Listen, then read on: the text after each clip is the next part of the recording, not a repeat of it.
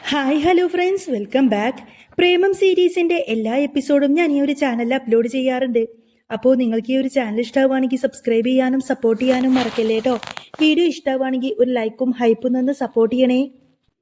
അധ്യായം 362. സിദ്ധാർത്ഥിന്റെ നോട്ടം കണ്ടപ്പോൾ സൂര്യക്ക് വല്ലാത്ത ഭയം തോന്നി. കാരണം സിദ്ധാർത്ഥിനെ ഇതിനു മുൻപും അവൻ പരിചയപ്പെട്ടിട്ടുണ്ട്. പക്ഷേ അധികം സംസാരിച്ചിട്ടൊന്നുമില്ല. അന്നും അയാൾ ഇതുപോലെ തന്നെ ഗൗരവക്കാരനായിരുന്നു. പൊതുവെ ഗൗരവപ്രകൃതനായ സിദ്ധാർത്ഥിന്റെ സ്വഭാവം ഏകദേശം സൂര്യക്കറിയാം. അതുകൊണ്ട് തന്നെ അവനോട് അധികം സംസാരിക്കാൻ സൂര്യ മുതിർന്നില്ല.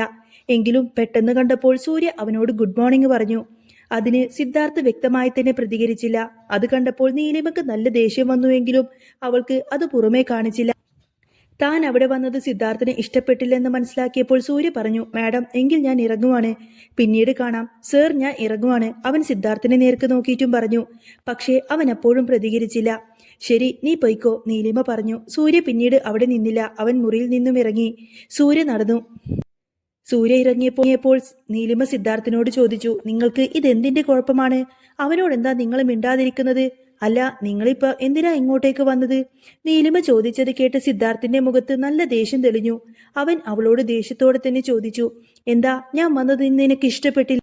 ഓ, നീ നിന്റെ സുഹൃത്തുമായി സംസാരിക്കുകയായിരുന്നു അല്ലേ? ഞാൻ വന്നപ്പോ അതിന് തടസ്സം വന്നതുകൊണ്ടായിരിക്കും ഇത്ര ദേഷ്യം. എനിക്കിപ്പോ വരാനാണ് തോന്നിയത്, അതുകൊണ്ട് വന്നു. അത് നിന്നെ ബോധിപ്പിക്കേണ്ട കാര്യമുണ്ടെന്ന് എനിക്ക് തോന്നുന്നില്ല. അവൻ പറഞ്ഞത് കേട്ട് നീലിമ അതിശയിച്ചു പോയി. അവൻ ഈയിടെയായിട്ട് ഇങ്ങനെ തർക്കത്തരങ്ങൾ മാത്രം തന്നെയാണ് പറയുന്നത്. അതുകൊണ്ട് തന്നെയാണ് അവൾക്ക് മനസ്സിലാക്കാൻ സാധിക്കാത്തതും. സൂര്യയുമായി ചേർന്ന് അത്തരമൊരു അപവാദം കേൾക്കാൻ അവൾക്കൊട്ടും തന്നെ താല്പര്യമില്ലായിരുന്നു. സൂര്യ എനിക്ക് സഹോദരനെ പോലെയാണ്. വെറുതെ നിങ്ങൾ ആവശ്യമില്ലാത്ത കാര്യങ്ങളൊന്നും പറയരുത്. അവൻ ഇവിടെ വന്നു വെച്ച് എന്താ കുഴപ്പം? നിങ്ങൾക്കെന്താ അവരോട് അസൂയാണോ?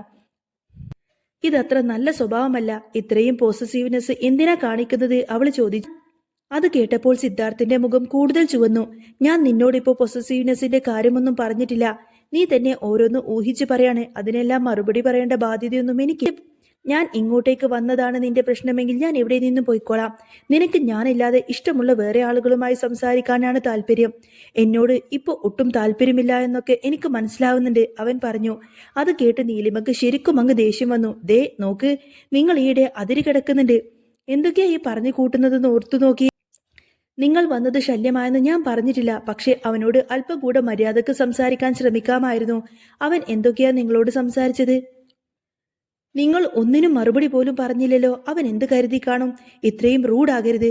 അവൾ പറഞ്ഞത് കേട്ട് സിദ്ധാർത്ഥിന്റെ മുഖം കോപം കൊണ്ട് വീണ്ടും തൊടുത്തു. നീ എന്നെ ഒരു കുന്തവും പഠിപ്പിക്കാൻ. ഞാൻ നിന്നോട് അല്പം സ്വസ്ഥമായിരുന്നു സംസാരിക്കാനാണ് വന്നത്. അപ്പോ നീ എന്തിനാ ഇങ്ങനെ ചാടിക്കളിക്കുന്നത്? അവൻ ഇങ്ങനെ പറഞ്ഞപ്പോൾ നീലിമ ശാന്തനായി.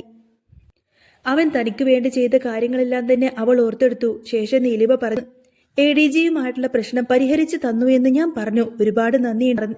ഇപ്പോൾ ഈ സംഭവിച്ച കാര്യങ്ങളെല്ലാം നിങ്ങൾ അങ്ങ് മറന്നേക്ക്. എന്തായാലും എനിക്ക് വേണ്ടി ഇത്രയൊക്കെ ചെയ്തല്ലോ, ഒരുപാട് സന്തോഷം. അവൾ അവനോട് പറഞ്ഞത് കേട്ട് സിദ്ധാർത്ഥിന്റെ മുഖം അല്പം സന്തോഷം തെളി. പക്ഷേ അവൻ അവളോട് സൗമ്യമായൊന്നും പറഞ്ഞില്ല. അവൻ മുറിയിൽ നിന്നും പുറത്തേക്ക് ഇറങ്ങി നടന്നു. പക്ഷേ അവന്റെ മുഖത്ത് പഴയ കോപം അപ്പോൾ ഉണ്ടായിരുന്നില്ല. അവൻ പോകുന്നത് നോക്കി നീലിമ ബെഡിൽ തന്നെ കിടന്നു. അപ്പോൾ മറുവശത്ത് ജഗന്റെ ഓഫീസിൽ വന്നതായിരുന്നു ലാവണ്യ. നീലിമയെക്കുറിച്ച് മാധ്യമങ്ങളിൽ വരുന്ന കാര്യങ്ങളെല്ലാം തന്നെ അവൾ കാണുന്നുണ്ടായിരുന്നു. അവൾക്ക് അതെല്ലാം കണ്ടപ്പോൾ വളരെയധികം സന്തോഷം തോന്നി.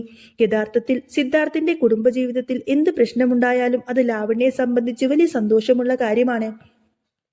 പക്ഷേ നീലിമ അപകടത്തിൽ നിന്ന് രക്ഷപ്പെട്ടത് മാത്രം അവളെ അല്പം വിഷമിപ്പിച്ചു. ആ വിഷമത്തിലാണ് ലാവണ്യ ഓഫീസിലേക്ക് കയറി ചെന്നത്.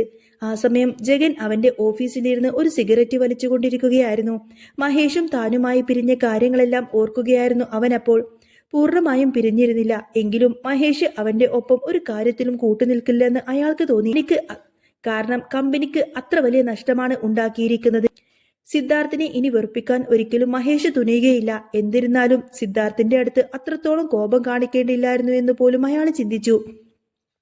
അപ്പോഴാണ് ലാവണ്യ കയറി വരുന്നത്. അവൾ അവന്റെ അരികിലേക്ക് ചെന്ന് ചോദിച്ചു, ആ നീലിമ അപകടത്തിൽ നിന്നും നിസാരമായി രക്ഷപ്പെട്ടു. അതിനെക്കുറിച്ച് നിനക്കൊന്നും പറയാനില്ലേ? അവൾ ചോദിച്ചതിന് മറുപടി പറയാതെ അയാൾ അവളെ തന്നെ നോക്കി. അവൾ മുറിയിലേക്ക് കടന്നു വന്നതുപോലും അയാൾ അപ്പോഴായിരുന്നു. അയാളുടെ നോട്ടം കണ്ട് ലാവണ്യക്ക് ശരിക്കും ദേഷ്യം വർദ്ധിച്ചു. അവൾ അവനോട് ചോദിച്ചു, അവളെ ഇങ്ങനെ ചെറിയ അപകടത്തിൽപ്പെടുത്താനൊന്നുമല്ലല്ലോ നമ്മൾ പ്ലാനിട്ടത്. എനിക്ക് അവളുടെ തകർച്ചയാണ് കാണേണ്ടത്. എന്നിട്ടും അവൾക്ക് എന്തൊരു ഭാഗ്യമാണ്. എന്ത് ചെയ്താലും അവൾക്ക് ഒന്നും തന്നെ സംഭവിക്കുന്നില്ലല്ലോ. ഇതിപ്പോ ഒന്നും തുടങ്ങിയതുമില്ല. മുൻപും ഇങ്ങനെ തന്നെയാണ്. അവളോട് എന്ത് ചെയ്താലും അത് വലിയ രീതിയിലൊന്നും തന്നെ അവളെ ബാധിക്കുന്നില്ല.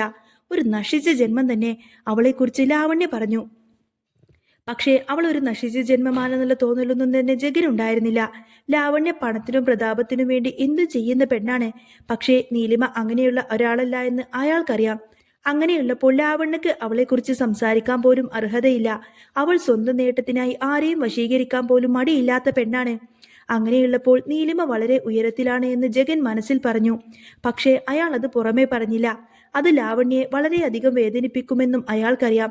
അതുകൊണ്ട് തന്നെയാണ് അയാൾ മൗനം പാലിച്ചത്. ലാവണ്യ തുടർന്നു. ADG ഗ്രൂപ്പുമായുള്ള പ്രശ്നങ്ങളെല്ലാം തന്നെ തൊഴിലാളികൾ പരിഹരിച്ചു എന്ന് കേട്ടല്ലോ. നഷ്ടത്തിലാണെങ്കിലും പ്രശ്നത്തിന് പരിഹാരമുണ്ടായി എന്ന് പറഞ്ഞു. അപ്പോൾ നിങ്ങൾക്ക് അവൾക്കുള്ള നഷ്ടപരിഹാര തുക കൊടുക്കേണ്ടി വന്നിട്ടുണ്ടാകുമല്ലോ. അതിനെക്കുറിച്ച് എല്ലാം ഞാൻ മാധ്യമങ്ങളിലൂടെയാണ് കേട്ടത്. നീ എന്നോട് ഒരു കാര്യവും പറഞ്ഞില്ലല്ലോ. എന്തായാലും എനിക്ക് സിദ്ധാർത്ഥിന്റെ പതനമാണ് കാണേണ്ടത്, അവൾ പറഞ്ഞു. അപ്പോൾ മാത്രം ജഗൻ അവളെ തലയുയർത്തി നോക്കി ചോദിച്ചു, ശരിക്കും സിദ്ധാർത്ഥിനോട് ഇനിയും പ്രതികാരം ചെയ്യേണ്ടതുണ്ടോ? എനിക്ക് സത്യത്തിൽ ഇതെല്ലാം മടുക്കുന്നുണ്ട്. അയാൾ തന്റെ നിലപാടങ്ങ് വ്യക്തമാക്കി. അപ്പോൾ അവൻ സിദ്ധാർത്ഥിനോട് ഇനി പ്രതികാരം ചെയ്യില്ല എന്ന് ചിന്തിച്ച ലാവണ്യ ഉടനെ തന്നെ അവന്റെ അടുത്തേക്ക് വന്നു. എന്നിട്ട് അവന്റെ കൈകളിൽ പിടിച്ചുകൊണ്ട് പറഞ്ഞു, നീ എനിക്ക് വേണ്ടി ഇത്രയൊക്കെ ചെയ്യാമെന്ന് പറഞ്ഞതല്ലേ? പിന്നെ നിനക്കിത് എന്തു പറ്റി ജഗൻ? നീ എന്റെ കൂടെ എന്തിനു കൂടെ നിൽക്കുമെന്നൊക്കെയല്ലേ പറഞ്ഞിരുന്നത്? ഞാനും അങ്ങനെ തന്നെയാണ് വിശ്വസിച്ചിട്ടുള്ളത്. പിന്നെ നിനക്ക് എന്താ പറ്റിയത്? സിദ്ധാർത്ഥിന് നിനക്ക് പേടിയുണ്ടോ? അവൾ പേടിയുടെ കാര്യം ചോദിച്ചപ്പോൾ അവൻ ആകെ ആത്മവിശ്വാസം നഷ്ടപ്പെട്ടതുപോലെ തോന്നി. അവൻ ഉടനെ അവളോട് പറഞ്ഞു, എനിക്കൊരുത്തനെയും പേടിയില്ല. പിന്നെ ഞാൻ ഇതൊക്കെ പറയുന്നത് നിനക്കൊരു പ്രശ്നം ഉണ്ടാവാതിരിക്കാൻ വേണ്ടിയിട്ടാണ്, അല്ലാതെ എന്റെ കാര്യം ഓർത്തിട്ടൊന്നുമല്ല. അവൻ അങ്ങനെ പറഞ്ഞപ്പോൾ ലാവണ്യ അവനെ നോക്കി. എന്റെ കാര്യം ഓർത്തിട്ട് നീ വിഷമിക്കൊന്നും വേണ്ട. ഞാൻ ഇനി നാണം കെടാനൊന്നും ബാക്കിയില്ല. അറിയാമല്ലോ നിനക്ക് എല്ലാ കാര്യങ്ങളും. അതുകൊണ്ട് എനിക്ക് വേണ്ടി നീ അവനോട് തന്നെ മത്സരിക്കണം. അവൾ അവന്റെ കൈകളിൽ തലോടിക്കൊണ്ട് അത് പറഞ്ഞപ്പോൾ പെട്ടെന്ന് ജഗൻ ഒന്നും തന്നെ പറയാൻ സാധിച്ചില്ല. അവൻ അവളെ തന്നെ നോക്കി. എന്നിട്ട് പറഞ്ഞു, അവനെതിരെ ഒരു ഐഡിയ ഉണ്ട്. പക്ഷേ നീ അല്പം ചീപ്പാണ്. എങ്കിലും നിനക്കത് ഉപകരിക്കുമെന്ന് എനിക്ക് തോന്നുന്നു. അവൻ പറഞ്ഞത് കേട്ട് ലാവണ്യ അവന്റെ മുഖത്തേക്ക് തന്നെ നോക്കി. അവൻ എന്താണ് ഉദ്ദേശിക്കുന്നത് എന്നൊന്നും അവൾക്ക് മനസ്സിലായില്ല. അവൾ ഉടനെ തന്നെ ആശങ്കയോട് ചോദിച്ചു, എന്ത് ഐഡിയ? അവൾ ചോദിച്ചത് കേട്ട് ജഗൻ പറഞ്ഞു, നിനക്ക് സിദ്ധാർത്ഥിന്റെ കസിൻ കിരൺ വിശ്വയെ അറിയാമോ? അങ്ങനെയാണെങ്കിൽ ഒരു ഐഡിയ ഉണ്ട്. ജഗൻ പറഞ്ഞത് കേട്ട് ലാവണ്യ ഉടനെ തന്നെ പറഞ്ഞു, അവനെയൊക്കെ എനിക്കറിയാം. ഒരു വായി നോക്കിയായിരുന്നു അവനെ. സിദ്ധാർത്ഥിന്റെ വീട്ടിൽ പോകുമ്പോൾ അത് ഞാൻ കണ്ടിട്ടുണ്ട്. പിന്നീട് വിവാഹവേദിയിൽ വെച്ചും കണ്ടിരുന്നു. അവനെ വെച്ച് എന്ത് ഐഡിയ ആണുള്ളത്? അവൻ നമ്മുടെ കൂടെ നിൽക്കുമെന്ന് എനിക്ക് തോന്നുന്നില്ല. നീ ആദ്യം ഐഡിയ പറ, എന്നിട്ട് തീരുമാനിക്കാം. ലാവണ്യ പറഞ്ഞത് കേട്ട് ജഗൻ അവളോട് പറഞ്ഞു, അവൻ നമ്മുടെ കൂടെ നിൽക്കണമെന്നല്ല, പക്ഷേ അവൻ അവന്റെ കസിനായ സിദ്ധാർത്ഥിന്റെ ഭാര്യയോട് സ്നേഹമുള്ള കാര്യം നിനക്കറിയാമോ? അത് നമ്മൾ അറിഞ്ഞുവെന്ന് അവൻ അറിഞ്ഞാ പിന്നെ എന്താണ് സംഭവിക്കാൻ പോകുന്നതെന്ന് അറിയാമോ? ജഗൻ ചോദിച്ചത് കേട്ട് ലാവണ്യ ശരിക്കും അങ്ങ് അത്ഭുതപ്പെട്ടു. എന്ത്, നീലിമയോട് സ്നേഹമോ? ഇതെന്താ, അവൾക്ക് വല്ല ആകർഷണ ശക്തിയുമുണ്ടോ? ലോകത്തെ സകല ആണുങ്ങൾക്കും ഇവള് തന്നെ മതിയല്ലോ. അതെങ്ങനെയാ? അവൾ വല്ല വശീകരണവും പഠിച്ചിട്ടുണ്ടോ? ലാവണ്യ ചോദിച്ചത് കേട്ട് ജഗൻ അവൾക്ക് തികഞ്ഞ അസൂയാണെന്ന് മനസ്സിലാക്കി. അവന്റെ മുഖത്ത് അപ്പോൾ ഒരു ചിരി തെളിഞ്ഞു. അവൻ ഉടനെ തന്നെ പറഞ്ഞു, അവൾ വശീകരണം പഠിച്ചിട്ടുണ്ടോ ഇല്ലയോ എന്നൊന്നും നീ അന്വേഷിക്കേണ്ട. നീ ഇപ്പോ ആ കിരണിനെ പോയിട്ടൊന്ന് കാണണം. അവനോട് നിനക്കറിയാവുന്ന കാര്യങ്ങളൊക്കെ നീ പറ. എന്നിട്ട് അവൻ നിന്റെ കൂടെ നിൽക്കുന്നുണ്ടോ ഇല്ലയോ എന്ന് നോക്ക്. നീലിമ സിദ്ധാർത്ഥിന്റെ ജീവിതത്തിൽ നിന്നും ഒഴിഞ്ഞുപോയ അവന്റെ തകർച്ച തുടങ്ങും. അത് സഹോദരൻ കാരണമാണെങ്കിൽ പിന്നെ പറയേണ്ടതില്ലല്ലോ. ഇനി അഥവാ നീലിമ ഒഴിഞ്ഞു പോയില്ലെങ്കിലും കിരൺ നമ്മുടെ കൂടെ തന്നെ നിൽക്കും. ഈ സത്യങ്ങൾ നമുക്കറിയാമെന്ന് നീ ചെന്ന് പറയണം. അപ്പോ അവന്റെ റിയാക്ഷൻ എന്താകുമെന്നും നീ മനസ്സിലാക്കി വെക്കണം. ജഗൻ പറഞ്ഞു നിർത്തി. അപ്പോൾ ലാവണ്യ അതിന് സമ്മതം പറഞ്ഞു. അതിനുശേഷം അവൾ അവിടെ നിന്നും പുറത്തേക്കിറങ്ങി. സത്യത്തിൽ അവളുടെ മനസ്സിൽ ഇപ്പോഴും നീലിമയോട് കടുത്ത അസൂയയുണ്ടായിരുന്നു. അവൾ പുറത്തിറങ്ങിയ ഉടനെ തന്നെ കിരണിനെ വിളിച്ച് ഒന്ന് കാണണമെന്നും അറിയിച്ചു. അവൾ എന്തിനാണ് തന്നെ കാണാൻ ആഗ്രഹിക്കുന്നത് എന്നറിയാത്തത് കൊണ്ട് തന്നെ കിരൺ വരാമെന്നും അപ്പൊ തന്നെ സമ്മതിച്ചു. അവൾ കാണണമെന്ന് ഏറ്റ റെസ്റ്റോറന്റിൽ പിന്നീട് ലാവണ്യ ചെന്നു. അവൾ അവിടെ എത്തിയപ്പോഴേക്കും കിരൺ അവിടെ എത്തിക്കഴിഞ്ഞിരുന്നു.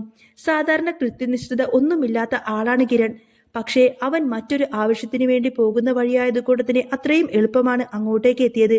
അതറിഞ്ഞ ലാവണ്യ പറഞ്ഞു, ഞാൻ പറഞ്ഞല്ലോ നേരത്തെ എത്തിയതിൽ സന്തോഷമുണ്ട്. അവൾ പറഞ്ഞത് കേട്ട് ഒട്ടും സന്തോഷമില്ലാത്തതുപോലെ കിരൺ അവളെ നോക്കി. നീ എന്തിനാ എന്നെ കാണണമെന്ന് പറഞ്ഞത്? അവൻ മുഖവരയില്ലാതെ തന്നെ ചോദിച്ചു. ഒട്ടും സൗഹൃദമില്ലാത്ത അവന്റെ പെരുമാറ്റം കണ്ടപ്പോൾ ലാവണ്യ ഒന്ന് ഭയന്നു. എങ്കിലും അവൾ അവന്റെ മുന്നിൽ പിടിച്ചു നിൽക്കാൻ ശ്രമിച്ചുകൊണ്ട് പറഞ്ഞു, ഞാൻ വെറുതെ ഒന്ന് കാണണമെന്ന് പറഞ്ഞതാണ്. അല്ല, എന്തെങ്കിലും തിരക്കുണ്ടോ?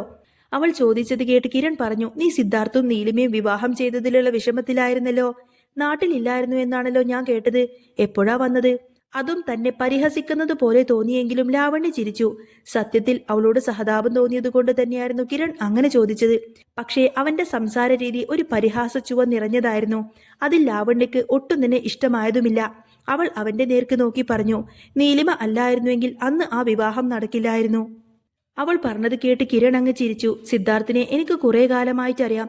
അവൻ ഒരിക്കലും നിന്നെ കല്യാണം കഴിക്കുമെന്ന് എനിക്ക് തോന്നുന്നില്ല. അവൻ കല്യാണം കഴിക്കുമെങ്കിൽ നിനക്ക് എന്തെങ്കിലും ഒരു ബേസിക് ക്വാളിറ്റിയെങ്കിലും വേണം. അവൻ പറഞ്ഞത് കേട്ട് ലാവണ്യ വല്ലാതായി. അവൾ അതിന് മറുപടിയൊന്നും പറയാതെ കുറച്ചു നേരം ഇരുന്നു. എന്നിട്ട് പിന്നീട് പറഞ്ഞു, ഞാൻ കുറച്ചു കാലം ബന്ധുവിന്റെ വീട്ടിലായിരുന്നു. ഇപ്പൊ കുറച്ചായി ഇങ്ങോട്ടേക്ക് വന്നിട്ട്. ഞാൻ നിന്നെ കാണണമെന്ന് പറഞ്ഞത് മറ്റൊരു കാര്യം സംസാരിക്കാനാണ്. ലാവണ്യ പറഞ്ഞത് കേട്ട് കിരൺ അവളെ നോക്കി. എന്താ എന്താ കാര്യം? സാധാരണ ഞാൻ പെൺപിള്ളേരെ വിളിക്കാറുള്ളത് മറ്റു പല ആവശ്യങ്ങൾക്കും വേണ്ടിയിട്ടാണ്. എന്തായാലും എനിക്ക് നിന്റെ കൂടെ ബെഡ്റൂമിൽ കൊണ്ടുപോകാനൊന്നും താല്പര്യമില്ല. കാരണം നീ സിദ്ധാർത്ഥിനെ സ്നേഹിച്ചിരുന്ന പെണ്ണാണല്ലോ. കിരൺ അങ്ങനെ പറഞ്ഞപ്പോൾ അവൾക്കാകെ വല്ലാതായി. ദേ, സൂക്ഷിച്ച് സംസാരിക്കണം. എല്ലാ പെണ്ണുങ്ങളും ഒരുപോലെയാണെന്ന് നീ കരുതരുത്, അവൾ പറഞ്ഞു. അപ്പോൾ കിരൺ അവളെ ഒന്ന് നോക്കി. പിന്നെ നീ എന്താവശ്യത്തിനാണ് എന്നെ തേടി വന്നിരിക്കുന്നത്? അപ്പോ കിരണിനെ നോക്കിക്കൊണ്ട് തന്നെ ലാവണ്യ പറഞ്ഞു, നീലിമ ഹോസ്പിറ്റലിലായിരുന്നു എന്ന കാര്യം അറിഞ്ഞിരുന്നോ? അവൾ ഉടനെ തന്നെ നീലിമയുടെ കാര്യം സംസാരിച്ചപ്പോൾ കിരണിന്റെ മുഖം ആകെ അങ്ങ് വാടി. അത് കണ്ടപ്പോൾ അവന് അവളോട് കടുത്ത പ്രണയമാണെന്ന് ലാവണ്യ മനസ്സിലാക്കിയിരുന്നു. അവന്റെ മുഖത്ത് അത് തെളിഞ്ഞു കിടക്കുന്നുണ്ടായിരുന്നു. ജഗൻ പറഞ്ഞ കാര്യങ്ങളെല്ലാം സത്യമാണെന്ന് അപ്പോൾ തന്നെ ലാവണ്യക്ക് തോന്നി. നീലിമ ഹോസ്പിറ്റലിലായിരുന്നു. എന്നിട്ട് നീ ആ കാര്യം അറിഞ്ഞില്ലല്ലോ. എന്താ സംഭവിച്ചത്? അവൻ ആശങ്കയോടെ ചോദിക്കുന്നത് കേട്ടപ്പോൾ ലാവണ്യ കിരണിന്റെ നേർക്ക് നോക്കി ചോദിച്ചു. അതെല്ലാം ഞാൻ വിശദമായി തന്നെ പറയാം. പക്ഷേ നിനക്ക് അവളോട് ഉള്ള താല്പര്യം സിദ്ധാർത്ഥ അറിഞ്ഞു കഴിഞ്ഞാൽ എന്ത് സംഭവിക്കുമെന്ന് നിനക്കറിയാമോ? ലാവണ്യ ഉടനെ തന്നെ അങ്ങനൊരു ചോദ്യം ചോദിച്ചത് കേട്ട് കിരൺ ആശങ്കയോടുകൂടെ അവളെ നോക്കി നിന്നു. അങ്ങനെ കിരൺ ആശങ്കയോട് കൂടത്തിൽ ലാവണ്യെ നോക്കി നിൽക്കുന്നതും കാണിച്ചുകൊണ്ടാണ് കേട്ടോ ഇന്നത്തെ ഈ ഒരു എപ്പിസോഡ് പൂർണ്ണമാവുന്നത്. അപ്പോൾ നിങ്ങൾക്ക് ഈ ഒരു ചാനൽ ഇഷ്ടമാണെങ്കിൽ സബ്സ്ക്രൈബ് ചെയ്യാനും സപ്പോർട്ട് ചെയ്യാനും മറക്കല്ലേ. ഇനി കണ്ടിന്യൂസ് ആയിട്ട് തുടർച്ചയായിട്ടുള്ള എല്ലാ എപ്പിസോഡും കേൾക്കാൻ താല്പര്യമുണ്ടെങ്കിൽ നമ്മുടെ ചാനൽ ഒന്ന് സബ്സ്ക്രൈബ് ചെയ്ത് സപ്പോർട്ട് ചെയ്യണേ കേട്ടോ. പിന്നെ വീഡിയോ ഇഷ്ടമാണെങ്കിൽ ഒരു ലൈക്കും ഹൈപ്പൊക്കെ തന്ന് സപ്പോർട്ട് ചെയ്യണേ. വീഡിയോ മുഴുവനായിട്ട് കണ്ടവരുണ്ടെങ്കിൽ വീഡിയോ കണ്ടതിന് ശേഷം നിങ്ങളുടെ അഭിപ്രായം എന്താണെങ്കിലും കമന്റ്സിലൂടെ അറിയിക്കാൻ മറക്കല്ലേ. അപ്പോൾ ഇനി നെക്സ്റ്റ് വീഡിയോയ്ക്ക് വരാം. ബൈ.